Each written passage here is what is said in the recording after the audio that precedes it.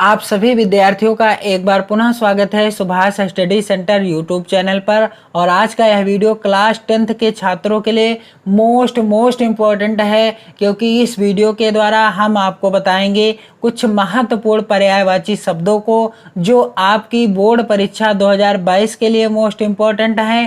क्योंकि जो पर्यायवाची शब्द से रिलेटेड प्रश्न आपकी बोर्ड परीक्षा में आता है वह 2 नंबर का प्रश्न आता है। और प्रश्न कैसे पूछा जाता है यहाँ पर आप देख सकते हैं, प्रश्न संख्या 9 के अंतर्गत पूछा जाता है। और प्रश्न संख्या 9 अंगा, जिसे आप बचपन से क्या पढ़ते आए हैं, अंगा कहा जाता है। इसे आपने पढ़ा होगा कि 9 अंगा के अंतर्गत जो प्रश्न पूछा गया है कि निम्नलिखित में से किन्हीं 2 शब्दों के दो पर्यायवाची शब्द लिखिए।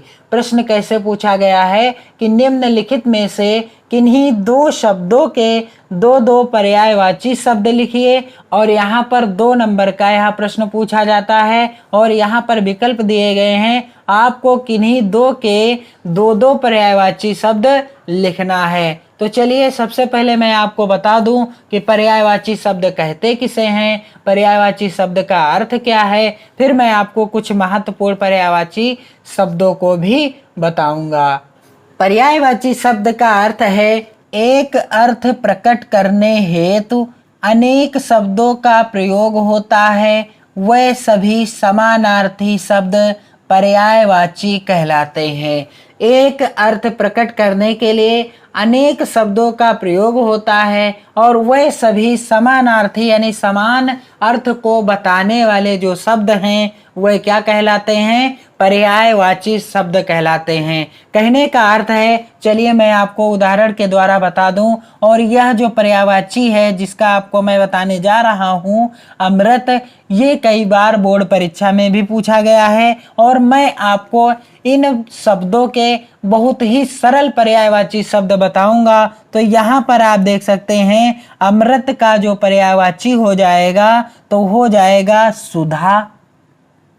सुधा, प्रत्येक शब्द का मैं आपको 2 पर्यायवाची बताऊंगा, क्योंकि आपकी बोर्ड परीक्षा में किन्हीं 2 के दो पर्यायवाची शब्द लिखना होता है। तो यहाँ पर अमृत का सुधा और क्या हो जाएगा, सुधा के बाद हो जाएगा अमीय।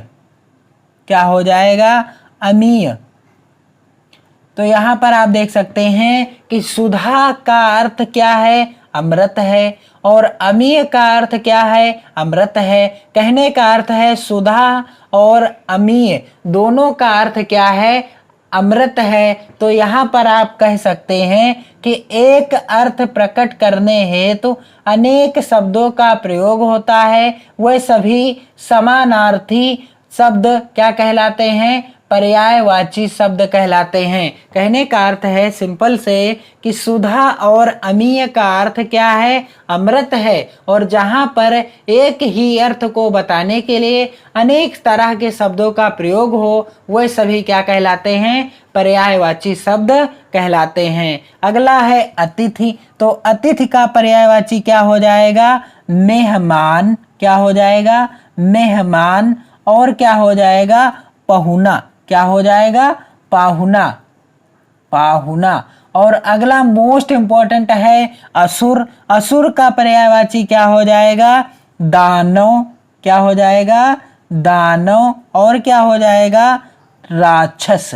राक्षस का भी अर्थ क्या है, असुर है, और दानव का भी अर्थ क्या है, असुर है। तो मैंने आपको बता ही दिया गया है कि पर्यायवाची शब्द की परिभाषा क्या है या समानार्थी शब्द किसे कहते हैं, यानी समान अर्थ को बताने वाले समानार्थी शब्द कहलाते हैं। और अगला है मोस्ट इम्पोर्टेंट, बोर्ड परीक्षा में कई बार पूछा गया है, अग्नि। अग्नि का पर्यायवाची क्या हो जाएगा, अग्नि का पर्यायवाची हो जाएगा आग।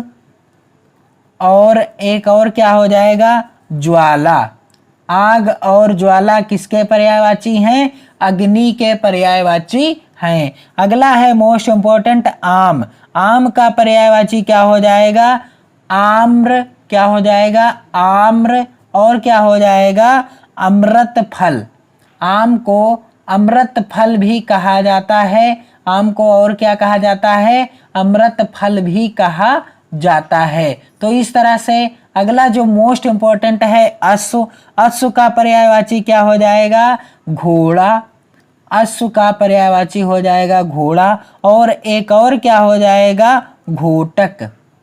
घोड़ा घोटक किसके पर्यायवाची हैं? अश्व के पर्यायवाची हैं।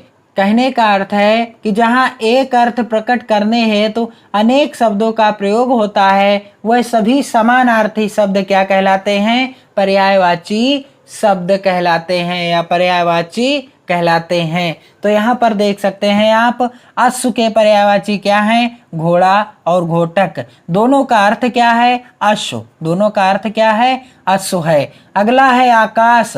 मोस्ट मोस्ट मोस्ट इंपॉर्टेंट है। आकाश कई बार बोर्ड परीक्षा में आ चुका है। तो आकाश का पर्यायवाची क्या हो जाएगा? नभ। बिल्कुल सिंपल सा मैं आपको बताऊंगा, नभ और अंबर। नभ अंबर याद करने में भी आपको आसानी होगी, नभ अंबर। अगला है आंख।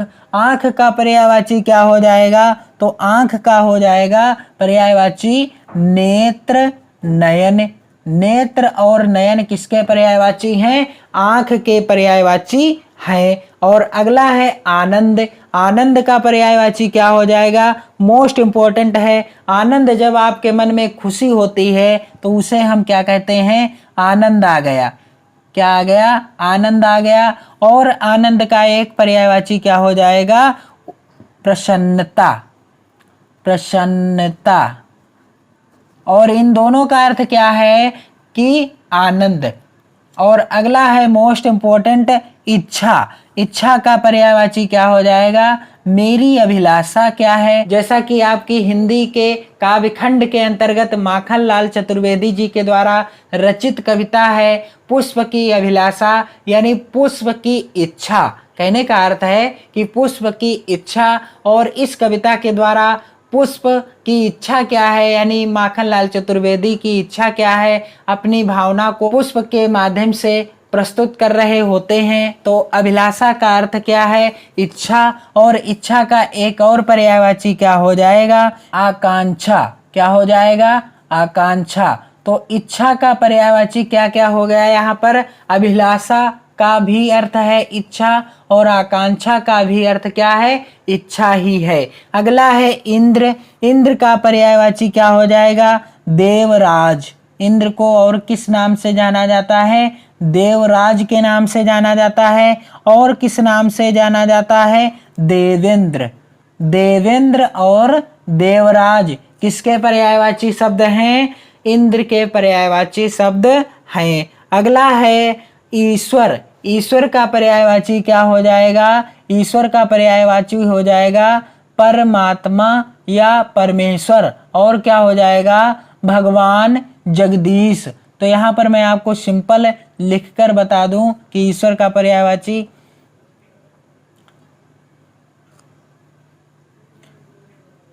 परमात्मा, और क्या हो जाएगा? परमात्मा के बाद परमेश्वर। परमेश्वर। तो ये थे आज के कुछ महत्वपूर्ण पर्यायवाची शब्द। और आप यदि कमेंट करेंगे तो हम आपके लिए इसी तरह के महत्वपूर्ण पर्यायवाची शब्द से रिलेटेड दूसरी वीडियो भी प्रस्तुत कर दूंगा, दूसरी वीडियो भी अपलोड कर दूंगा, दूसरी वीडियो भी अपलोड कर दूंगा। और ये पर्यायवाची शब्द आपकी बोर्ड परीक्षा के लिए मोस्ट इंपॉर्टेंट हैं। आप चैनल के साथ जुड़े रहें। इस वीडियो को आप अपने मित्रों में भी शेयर करें। वीडियो को लाइक कीजिए, कमेंट कीजिए, अपनी नोट्स बनाना प्रारंभ कर दीजिए, क्योंकि अब आपको नहीं रुकना है, अब आपको नहीं झुकना है, क्योंकि अब आप 5 सितंबर को भी क्रॉस कर चुके हैं शिक्षक दिवस। क्योंकि इस समय आपका जो महीना चल रहा है सितंबर माह, और सितंबर माह की आज इतनी